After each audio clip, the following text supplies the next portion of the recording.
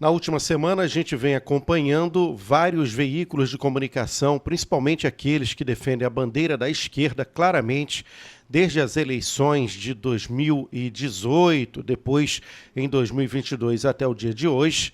Estes mesmos jornais que vêm defendendo a bandeira da esquerda, defendendo principalmente o governo Lula, passaram a tomar diferentes opiniões. E aí, claro, a gente tem uma explicação muito clara para isso. Tem muita gente já divulgando, tivemos aí vários veículos, Estado de São Paulo, Jornal Estadão, jornais como o Globo, G1, entre outros veículos aí que pertencem ao consórcio, se posicionaram em algum momento na última semana contrário ao governo atual e também contrário ao Supremo e principalmente criticando o então juiz em questão, que é aí o ministro da atual conjuntura do STF, Alexandre de Moraes. Fato é que o que leva essas pessoas a mudarem de opinião, e claro, fica exatamente pelo fato do governo de Lula, principalmente, estar dando hiper errado. É um governo que não se acerta economicamente. É um governo que tem um discurso antissemita.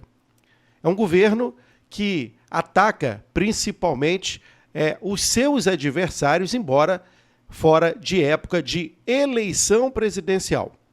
É um governo que deixou para trás resquício de muita corrupção, vexames internacionais, entre outros problemas que o Brasil hoje enfrenta, que foram criticados pelo mesmo governo e por deputados que hoje estão como ministros do seu governo, fizeram críticas duras, por exemplo, ao ex-governo Bolsonaro, na questão que envolve a Amazônia, na questão que envolve a questão do aborto, a questão da liberação das drogas, entre outras e outras situações. E hoje, de todo o discurso que eles tiveram, são absolutamente contrários. Hoje eles já apoiam a liberação das drogas, hoje eles já falam na questão de liberação do aborto, né? Então, assim, tudo aquilo que eles disseram que não iam fazer, estão fazendo. Mas, senhoras e senhores, a esquerda é assim, sempre foi assim. O governo de Lula, em todos os momentos que governou esse país, foi baseado em mentiras e falsas promessas. Desde que assumiu o primeiro governo, lá no início dos anos 2000, Lula prometeu acabar com a pobreza no Brasil. Senhoras e senhores, a pobreza no Brasil acabou? Não, óbvio que não. E no governo Lula vai acabar? Claro que não. É um governo que não consegue economicamente sustentar principalmente os preços do supermercado, o preço do combustível, entre outros e outros problemas, aumento na conta de luz e etc., que o brasileiro tem e afere diretamente, na opinião dele, principalmente, ao governo atual. Pelo fato, naturalmente, de terem caído de novo no conto do vigário. Embora saibamos que Bolsonaro continua absolutamente forte. Neste 21 de abril, neste movimento espetacular que acontece no Rio de Janeiro, demonstramos novamente que essa força, né, que traz pessoas de todos os cantos do Brasil e faz com que tenhamos, e eu digo tenhamos nós, a direita, multidões acompanhando Jair Messias Bolsonaro, se demonstra claramente que Bolsonaro ainda é o presidente destas pessoas e que a direita está forte e firme. E a imprensa esquerdista, passa pano, ela já entendeu isso.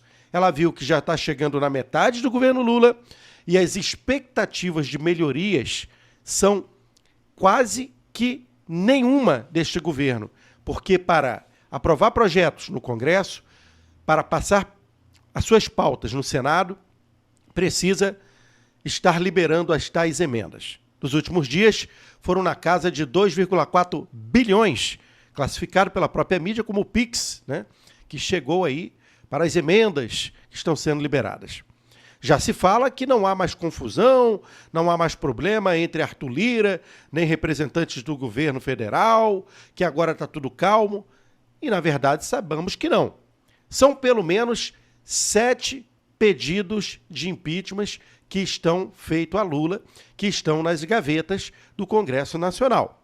A pergunta é, será que Lira vai desengavetar esses pedidos? Olha, talvez. Até porque, ao que tudo indica, o vice-presidente, Geraldo Alckmin, poderia ser para essa mídia o salvador da pátria em caso de um novo impeachment do então presidente Lula, que não tem mais o poder popular, principalmente não teve neste governo.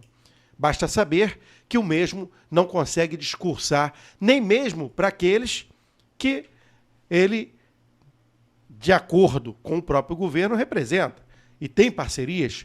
Foi discursar recentemente na JBS e os funcionários sequer quiseram estar presentes. Nas ruas, ele não tem apoio. Os movimentos do PT são de vergonhas. E toda a sua narrativa, que é naturalmente mentirosa, não encaixa mais na cabeça da população.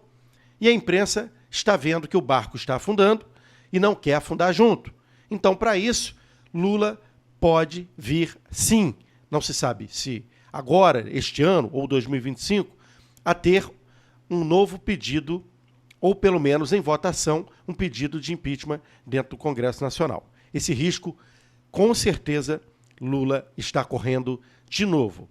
Ah, é por força popular? É por força da direita? É por força de quem? Não. É pela incapacidade governamental de Lula. O governo Lula não tem pessoas técnicas para determinadas funções em determinados ministérios. Tanto que ele incha a máquina, dobra o número de ministérios e os problemas que foram aí direcionados a esses ministérios são os mesmos e até pior. No caso da Amazônia, 400% aumentou as queimadas. O número de Yanomamis que vieram a óbito dobraram no desgoverno de Lula. Então, fato é que a gente vive um momento absolutamente caótico, que a imprensa passa pano também está com medo e, para não afundar junto com o barco, está pulando fora. Outro assunto que também está englobado a isso é a Suprema Corte, que está descredibilizada pela população brasileira. Porque de membros que ali compõem a mesa, alguns querem vender uma ideia de democracia censurando. Censura não combina com democracia. Democracia é livre expressão. Quando você pede para derrubar uma conta, seja em qualquer rede, embora desta vez tenha sido no Twitter, e alguns canais também pelo próprio YouTube, e Facebook, etc., que a direita teve de representantes, pessoas da direita que militam, né, a direita, tiveram canais derrubados, isso demonstra claramente que não há, de fato, um país amplamente democrático. Ao contrário, querem cercear os opositores, quando não colocarem na cadeia aqueles que defendem a bandeira verde e amarela. Incrível, surpreendente, embora fato é fato. E a gente vê uma corte que também não tem apoio da população brasileira. O Brasil está a caminhos largos para uma ditadura. Sim, mas uma reviravolta também pode acontecer. Afinal de contas, nos próximos dias, Elon Musk vai estar falando e fazendo denúncia do que vem acontecendo no Brasil, no Congresso Nacional americano. Muita gente vai falar, o que o Congresso Nacional americano pode fazer?